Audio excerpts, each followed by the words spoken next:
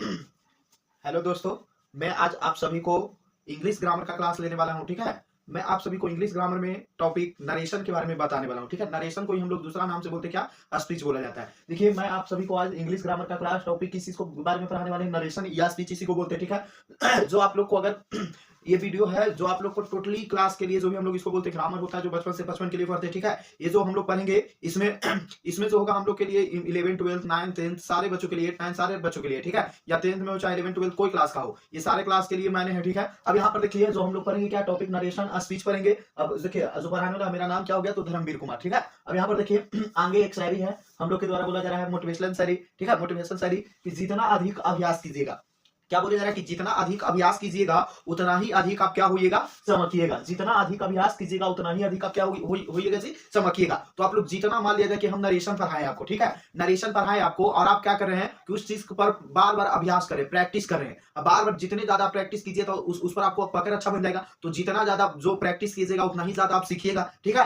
अब आगे क्या बोला जा रहा है कि हमेशा वहीं खड़े रहने का साहस रखिए जहां से लोग क्या हो जाते हैं, पीछे हट जाते हैं। जहां से लोग क्या हो जाते हैं, पीछे हट जाते हैं। मैंने क्या बताया जा रहा है कि किसी भी चीज से डरना नहीं है। एग्जाम आने वाला 11 12 का, 10th का एग्जाम आने वाला है, बिहार बोर्ड। ठीक है, अभी एग्जाम आने वाला है तो इससे बच्चे क्या होते हैं, क्वेश्चन देख करके घबराने लगते हैं, उनका जो कॉन्फिडेंस लेवल है वो कमने लगता है। तो ये कॉन्फिडेंस लेवल को आपको हाई रखना है, इसमें गड़बड़ाना नहीं है। ठीक है, आपको समझ में आया। तो ये चीज होना चाहिए आप सभी लोगों में, डरना एकदम बिल्कुल नहीं है। ठीक है, अब यहाँ पर देखिए आगे से क्या बोला जा रहा है कि जो बार बार हार कर जीतता है उसका नाम कहां दर्ज होता है, नाम होता है जो उसका इतिहास में दर्ज होता है। ठीक है, तो जो हारने से हार गया बार बार, लेकिन उसको जो हिम्मत हारना नहीं है, बस हार रहे उसे कोई दिक्कत नहीं है, लेकिन हिम्मत नहीं हारना, लगातार उसके बारे में प्रैक्टिस करते रहना, लगातार प्रयास करते रहना। अब यहाँ पर देखिए कि अपने माँ बाप की गुलामी करने वाला इंसान दुनिया का सबसे बड़ा क्या होता है, बादशाह होता है। ठीक है प्यारे दोस्तों, यहाँ पर क्या कहा गया कि आजकल बहुत सारे जो युवा लोग हो गए, बच्चे लोग हो गए, जो बहुत सारे लोग हैं जो आजकल बाबू सोना के चक्कर में लगे हुए रहते हैं। बहुत सारे लोग इन्हें हेलो हाय रात के भी मैसेज चैट पर लगे हुए होंगे। तो ये सबको छोड़ करके अपनी माँ पिताजी को क्या करना है, सेवा करना है, आपका धर्म है। और आप लोग खूब मेहनत करके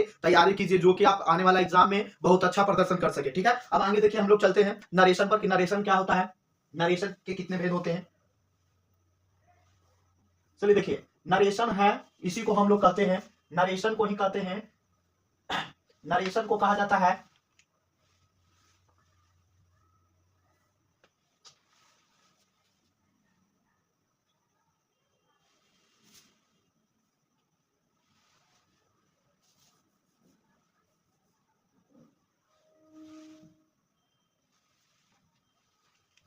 चलिए देखिए कि नरेशन या स्पीच, इसी को नरेशन को ही दूसरा नाम क्या बोलते हैं, स्पीच बोलते हैं। नरेशन को हिंदी में हम लोग कहते हैं कथन, नरेशन को हिंदी में क्या कहते हैं, कथन कहते हैं। ठीक है, नरेशन जो होता है दोस्तों दो प्रकार के, नरेशन के प्रकार के होता है दो प्रकार के, एक होता है डायरेक्ट नरेशन और एक क्या होता है, इनडायरेक्ट नरेशन। एक डायरेक्ट नरेशन होगा और एक क्या होगा, इनडायरेक्ट। डायरेक्ट का मतलब होता है प्रत्यक्ष और इनडायरेक्ट का मतलब क्या होता है, अप्रत्यक्ष होता है। ठीक है, अब देखिए कि नरेशन एक ऐसा शब्द है जो ग्रीक भाषा के लैटिन शब्द, नरेशन कैसा शब्द है, नरेशन एक ऐसा शब्द है जो ग्रीक भाषा के लैटिन शब्द नरेट से मिलकर के बना हुआ है। किसी से बना हुआ है, नरेट से। नरेशन जो एक ऐसा शब्द है जो ग्रीक भाषा के लैटिन शब्द नरेट से मिलकर के बना हुआ है। और नरेशन सेंटेंस का वह भाग है जिसमें सेंटेंस को डायरेक्ट और इनडायरेक्ट सूचित किया जाता है, मैंने इसको प्रत्यक्ष और अप्रत्यक्ष रूप से सूचित करते हैं, उसी को क्या कहते हैं, नरेशन कहते हैं। बताइए जल्दी से कमेंट कीजिए आंसर में कि नरेशन के प्रकार के, तो नरेशन दो प्रकार के, एक डायरेक्ट नरेशन और एक इनडायरेक्ट नरेशन। आगे देखिए आगे बताया जा रहा है कि डायरेक्ट नरेशन या स्पीच क्या होता है कि जब किसी वक्ता के कथन को हुबहू उसी के शब्दों में बोला जाए तो उसे डायरेक्ट नरेशन कहते हैं। जब किसी वक्ता के कथन को हुबहू उसी के शब्दों में बोला जाए तो उसे क्या कहेंगे, डायरेक्ट नरेशन। मान लिया जाए कि कोई बात बोला गया मेरे द्वारा, रामचंद्र इधर, या मान लिया कुछ भी बात बोले कुछ भी बात बोला जाए और उसी बात को आप सेम टू सेम बोल दीजिए, कॉपी कर देते, जैसे टू कॉपी निकालते हैं ना, उसी तरीके से इसको भी सेम टू सेम जैसे बोला गया उसी तरीके से बोल देना ही क्या कहलाता है, डायरेक्ट नरेशन कहलाता है। जैसे हम बोले कह रहे इधर आओ तो तुम भी उधर से बोलो इधर आओ, तो ये बात क्या हो गया, सेम हो गया कि नहीं, जिस तरीके से हम बोले उसी तरीके से आप भी बोल दिए। ठीक है, तो हुबहू बात हो गया, टू कॉपी हो गया। तो जो बात क्या रहेगा कि डायरेक्ट, मान लीजिए जो बोला वक्ता हम बोलने वाले हो गए, आप सुन रहे हो तो श्रोता हो गए, बोलने वाले को वक्ता और सुनने वाले को श्रोता, मैंने हम जैसे बोले उसी आप सुन करके बोल दिए, उसी को क्या कहेंगे, डायरेक्ट नरेशन या स्पीच कहेंगे। ठीक है, अब देखिए कि he said to me I am your friend, वह मुझसे कहता है कि मैं तुम्हारा दोस्त हूं। he said to me I am your friend, ये हमारा क्या हो गया, डायरेक्ट नरेशन का एग्जांपल। अब देखिए कि जो डायरेक्ट नरेशन होता है वो दो प्रकार के होता है, डायरेक्ट नरेशन के प्रकार के दो प्रकार के, एक होता है हमारा रिपोर्टिंग स्पीच और एक क्या होता है, रिपोर्टेड स्पीच। यानी there are two kinds of direct speech, reporting speech और रिपोर्टेड स्पीच। अब देखिए कि रिपोर्टिंग स्पीच और रिपोर्टेड स्पीच क्या होता है। तो आप सभी लोग प्यारा प्यारा जल्दी से एकदम कमेंट, यूट्यूब चैनल को हमारा शेयर लाइक सब्सक्राइब जरूर करें। अगर वीडियो आपको पसंद आए तो आप इस पर कमेंट जरूर करें और चैनल को अधिक से अधिक जो भी पढ़ने वाले स्टूडेंट है उसको शेयर जरूर करें। अब यहाँ पर देखिए कि रिपोर्टिंग स्पीच या रिपोर्टेड स्पीच क्या है। अब देखिए कि वैसा स्पीच जो इनवाइटेड कोमास के बाहर आता है उसे रिपोर्टिंग स्पीच कहेंगे। जो इनवाइटेड कोमा के बाहर आएगा उसे क्या कहेंगे, रिपोर्टिंग स्पीच। जो इनवाइटेड कोमा के कहा आएगा बाहर, जो इनवर्टेड कोमास के बाहर आएगा उसे क्या कहेंगे, रिपोर्टिंग स्पीच कहेंगे। और जो इनवाइटेड कोमा के अंदर रहेगा उसे क्या कहेंगे, रिपोर्टेड स्पीच। जो रहेगा, जो क्या रहेगा, जो इनवाइटेड कोमा के कहा आएगा बाहर आएगा उसे रिपोर्टिंग स्पीच, और जो इनवाइटेड कोमा के अंदर आएगा उसे क्या कहेंगे, रिपोर्टेड स्पीच कहेंगे। और जो इनवाइटेड कोमा के कहा रहेगा बाहर रहेगा उसे क्या कहेंगे, रिपोर्टिंग स्पीच कहेंगे। क्या कहेंगे, रिपोर्टिंग स्पीच। जो इनवाइटेड कोमा के अंदर उसे बाहर रहेगा उसे रिपोर्टिंग, और जो इनवाइटेड कोमा के अंदर रहेगा उसे रिपोर्टेड कहेंगे। अब देखिए आगे एग्जांपल इसका कि राम से to Geeta I love you. Ram Geeta से कहता है कि मैं तुमसे प्यार करता हूं। राम किससे कह रहा है, गीता से कह रहा है कि मैं तुमसे क्या करता हूं, प्यार करता हूं। अब यहां पर देखिए ये हमारा जो बोले कि जो इनवाइटेड कोमा के बाहर रहेगा उसे रिपोर्टिंग, तो क्या है, ये इधर से इनवाइटेड कोमा से, इधर से इनवाइटेड कोमा से, ये इनवाइटेड कोमा के बाहर हो गया। तो जो इनवाइटेड कोमा के बाहर हो गया इसको हम लोग क्या कहेंगे, ये हमारा हो गया क्या, रिपोर्टिंग स्पीच। जो इनवाइटेड कोमा के बाहर रहेगा वो क्या हो गया, रिपोर्टिंग स्पीच। तो ये हमारा सब्जेक्ट होता है, तो ये क्या हो गया, सब्जेक्ट ऑफ रिपोर्टिंग। ये हमारा वर्ब होता है जिसको हम लोग क्या बोले, रिपोर्टिंग वर्ब बोला गया। और ये हमारा क्या है, ऑब्जेक्ट, यानी ऑब्जेक्ट ऑफ रिपोर्टिंग। आगे देखना है आप लोग को बच्चों कि यहाँ पर देखिए कि जो इनवाइटेड कोमा के अंदर आता है, जो इनवाइटेड कोमा के अंदर आता है उसे क्या कहते हैं, रिपोर्टेड स्पीच कहेंगे। जो इनवाइटेड कोमा के अंदर आएगा उसे क्या कहेंगे, रिपोर्टेड स्पीच कहेंगे। ठीक है, अब देखिए कि जो ये हमारा क्या हो गया, रिपोर्ट सब्जेक्ट ऑफ किसका, रिपोर्टेड का हो गया। ये क्या हो गया, वर्ब हो गया। और ये हमारा क्या है, ऑब्जेक्ट, यानी कि ऑब्जेक्ट ऑफ रिपोर्टेड। यहाँ तक बात समझ में आया तो आप लोग कमेंट लाइक शेयर जरूर करें। और आप सभी लोग सेटिंग पर ना लग रहे हैं, अभी पढ़ाई पर ध्यान ज्यादा दें क्योंकि आपका एग्जाम नजदीक आने वाली है। ठीक है, अब आगे देखिए इनडायरेक्ट नरेशन क्या होता है। इनडायरेक्ट नरेशन क्या होता है, इनडायरेक्ट नरेशन। देखिए इनडायरेक्ट नरेशन को क्या बोले हम लोग, अप्रत्यक्ष ना। अब यहाँ पर देखिए कि जब किसी वक्ता के कथन को हुबहू ना बोल करके, मान लिया जाए हम किसी से बोले बात और अपने शब्दों में मान लिया जाए कुछ बोले कि रे आओ, और तुम किसी माने कि अपने शब्दों में बोले कि आप इधर आइए, आप अपना बात जोड़ दी कि नहीं, जोड़ा गया ना। तो जब किसी वक्ता के कथन को माने बोलने वाले के कथन को जैसे बोला है उस तरीके से नहीं बोलना, माने हुबहू ना बोल करके कुछ अपना शब्दों को जोड़ दिए, कुछ अपना शब्दों को जोड़ दिए, उसी को हम लोग क्या कहते हैं, इनडायरेक्ट नरेशन कहेंगे। कुछ अपने शब्दों को जोड़ दिया गया उसी को क्या कहेंगे, इनडायरेक्ट नरेशन या स्पीच कहेंगे। उसी को क्या कहेंगे, इनडायरेक्ट नरेशन या स्पीच। माने कि जो चीज को बोला गया उस तरीके से ना बोल करके अपने शब्दों को कुछ जोड़ दिए, उसी को क्या कहेंगे, इनडायरेक्ट स्पीच कहेंगे। और अपने शब्दों में बोल देंगे उसे क्या कहेंगे, डायरेक्ट स्पीच। अपने शब्दों में बोल देंगे तो उसे क्या कहेंगे, डायरेक्ट स्पीच। अपने शब्दों में बोलते हैं उसे डायरेक्ट स्पीच कहते हैं, और दूसरे के शब्दों में बोल दिया जाए अपने शब्दों में बोलेंगे उसे इनडायरेक्ट। गलती हो गया, ठीक है, यहाँ पर मिस्टेक। अपने शब्दों में बोलेंगे उसे इनडायरेक्ट, और दूसरे जो हुबहू उसी के शब्दों में बोलेंगे उसे डायरेक्ट नरेशन कहेंगे। अब यहाँ पर देखिए example, Ram tells to me you are my best friend. Ram मुझसे कहता है कि जो तुम हो जो मेरा बहुत ही अच्छा, मेरे प्रिय दोस्त हो, बेस्ट फ्रेंड हो। और Sita tells to Ram you loved मी।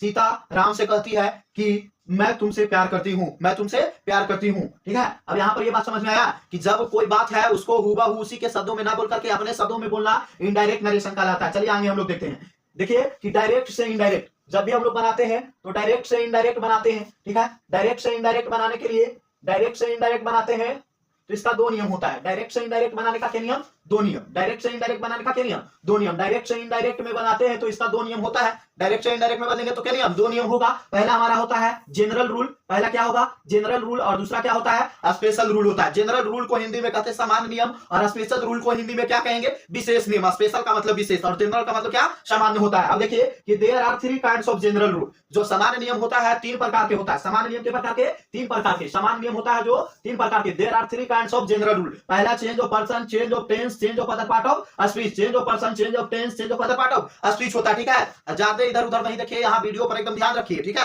और इस वीडियो में आपको लास्ट तक अंत तक बने हुए रहना है, तब आपको फुल्ली नरेशन आपको समझ में आएगी। अगर दिक्कत हो तो आप कमेंट जरूर करें। ठीक है, अब यहाँ पर आगे हम लोग पढ़ेंगे कि चेंज ऑफ पर्सन क्या होता है। हम बताएं आपको प्यारे दोस्तों कि डायरेक्ट से इनडायरेक्ट में बदलते हैं, इसका दो नियम होता है। पहला क्या होता है, स्पेशल, पहला जनरल रूल, दूसरा क्या, स्पेशल रूल। जनरल रूल और स्पेशल रूल। जनरल रूल को हम लोग क्या बोलते हैं, सामान्य नियम, और स्पेशल रूल को क्या बोलते हैं, विशेष नियम। क्या बोलेंगे, विशेष नियम। अब ये जो जनरल रूल होता है ये जो तीन प्रकार के होता है। There are three kinds of general rule. ठीक है, पहला change of person, change of tense, change of other part of speech. Change of person, change of tense, change of other part of speech. पहले यही वाली पढ़ने वाले कि change of person क्या है, इसमें हम लोग कैसे चेंज करते हैं। चलिए आगे देखते हैं।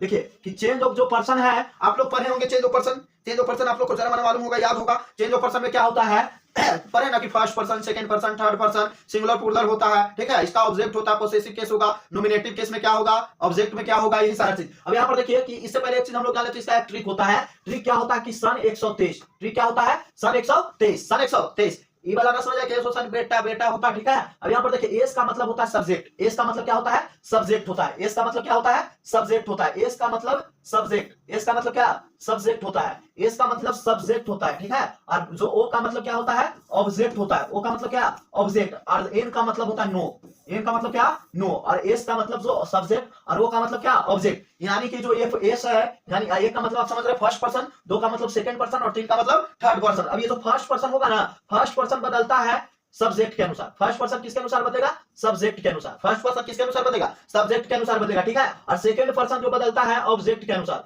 सेकंड पर्सन किसके अनुसार बदलेगा, ऑब्जेक्ट के अनुसार। सेकंड पर्सन किसके अनुसार बदलेगा, ऑब्जेक्ट के अनुसार बदलेगा, ठीक है।